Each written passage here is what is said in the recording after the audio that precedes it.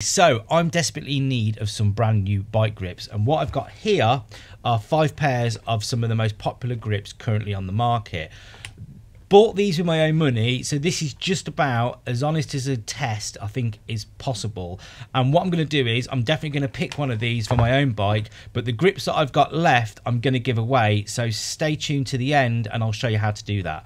Anyway, let's do this, let's crack on.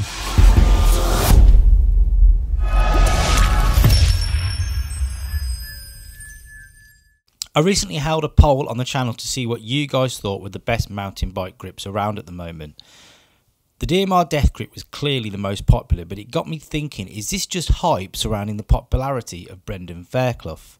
Now, due to availability, I haven't got a pair of the fabric grips which were in the poll, but to be fair, literally nobody voted for them, so I've made a last minute change and replaced these with a Deity knuckle duster. To keep things fair, all the grips are either soft or chunky versions of each model where the choice was available. So let's have a look at what we've got. First up are the DMR Death grips. I paid £14 for these with an RRP of £17, but some sites had these listed as much as £19.99, so it's definitely worth shopping around.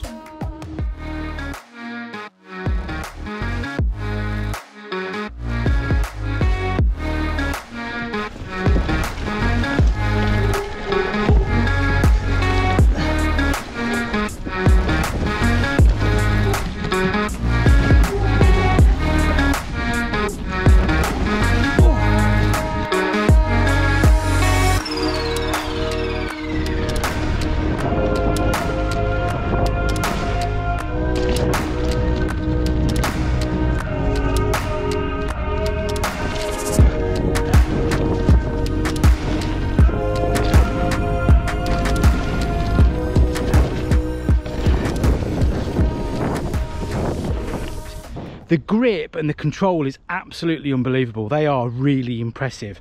I'm already starting to feel a bit of fatigue. They are, even this chunky softer version, they're quite hard compared to what I'm used to. So I don't know if that's what I'm used to, or just like, you know, on a long ride.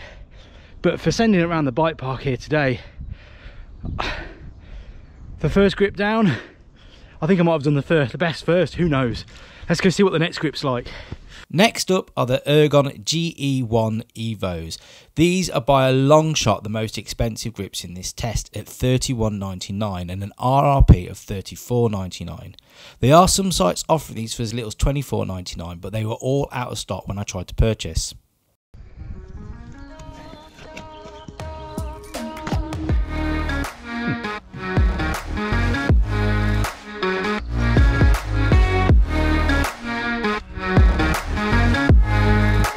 Can't be asked to read the instructions, which I'm sure if I did would tell me exactly how they probably should be positioned, because obviously they're ergonomically shaped.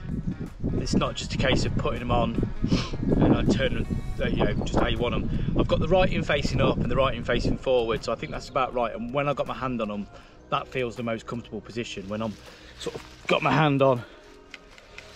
So we'll go with that. Okay.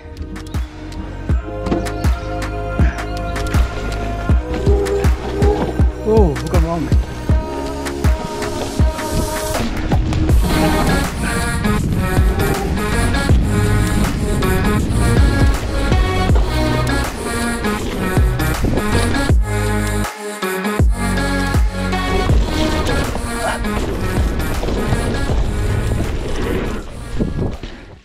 That's really interesting. So I've just done a good ride on the Ergons, on the Evo 1s. Or GE1s, Evos I think they're called. So much stiffer, a lot harder, compound's a lot harder. Grip is good, but I must admit it feels like there's nowhere near as much control as they are on the Death grips. I was actually quite shocked at how good the Death grips were. Part of me was thinking a lot of it could have just been hype, but fair play to DMR and Brendog, that's a pretty good grip. These Ergons are good, they're grippy, they're responsive, but they're just a little bit too stiff for my liking. You get a lot of vibration through the bars, especially on landings. When I was hitting some of them like jumps and I was landing, you really feel that going through your arms, and when you're a bit of an old bugger like me, that's definitely something to consider. Now we have the Deity Knuckle Duster, very similar to the Death Grip with an RRP of $18.99, and that's exactly what I paid. Oh, straight away, improvement from the Ergons. Oh, Phil.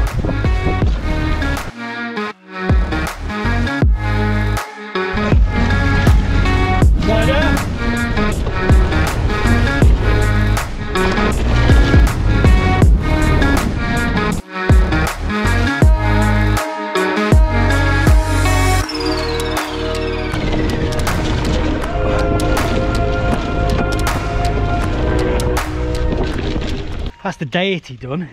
I've got to be honest, I was quite pleasantly surprised with them. They're very similar to the Death Grips, probably just not quite as chunky, not quite as comfortable. Death Grip's got a little bit more cushioning, but grip and control wise, very, very similar. It's time for a classic now as I look at the ODI long neck. Now these were clearly the cheapest grips in the test at just £8.99 with an RRP of £12.99. There's no lock-on system with these grips, but here's a little tip for installation. I find using fast drying contact cleaning like this from WD-40 or hairspray is really useful to install grips like these.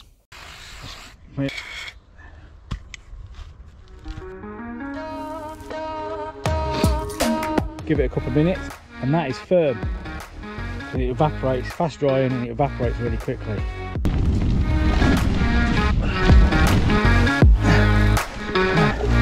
Classic long neck.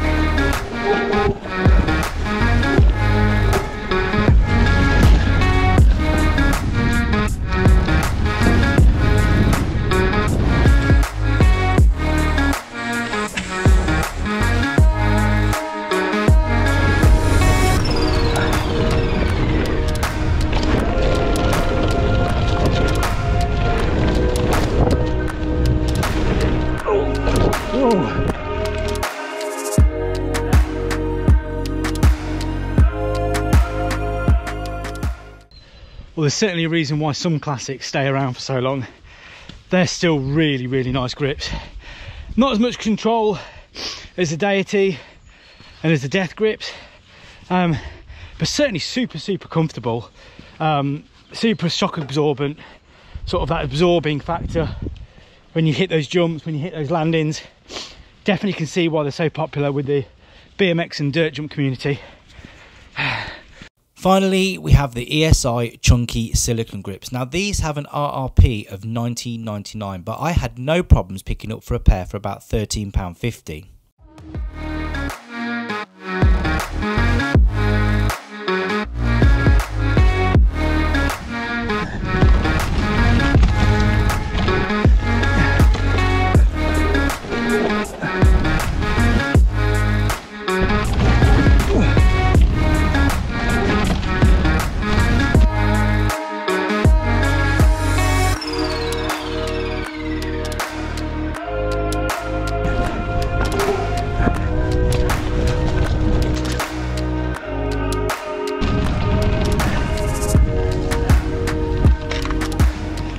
Well, that's the ESI Chunky.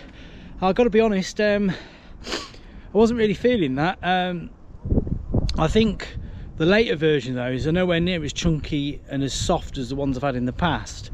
They're grippy, but obviously it's quite dry conditions today and relatively dusty. I think in the wet or muddy conditions they're going to be super slippy. I've certainly found that with ones I've got in the past, but it's kind of made up for it and compensated for by the fact that they're so comfy. Wow, so that was really interesting. I was absolutely shocked at just how much difference in control and bike handling there was from each grip. It was really noticeable. So I've got to be honest, I came into this test thinking I was going to kind of debunk the hype around the Death Grip, but instead I've discovered the exact opposite. It's clearly the best in this test. The most disappointing in this test though is definitely the Ergon. For how much it costs, it really doesn't live up to expectation. The Deity is a close second and it's definitely worth a look at. And the long net is a classic for a reason. I'm not sure it's the best for like trail riding and enduro riding, but it's obvious why it's so popular with dirt jumpers and BMX community. And last, I'm afraid, is the ESI Silicone. It's nowhere near as good as it used to be. I think in a bid to make it more durable, they've had to sacrifice comfort. So that concludes this test. I think the biggest thing I'm going to take away is just how important those contact points are. Let me know in the comments if you think I've missed anything. Now, I know I said I was going to keep my favourite, but as the death grips are red and my OCD tells me I need to have blue on my bike to match, I'm going to give away all the grips, so everything's up for grabs. So all you got to do is you got to like, subscribe and share this video, and then make sure you leave me a message in the comments saying that you've done all that and which grip you'd prefer. I'll pick the winners at random and I'll post it on the channel somewhere and let you all know. I'll probably even send you out some stickers with it as well. So I hope you've enjoyed that. I hope it was informative. It's definitely opened my eyes a bit just seeing how different in control each grip was. And until next time guys, see you later. Bye.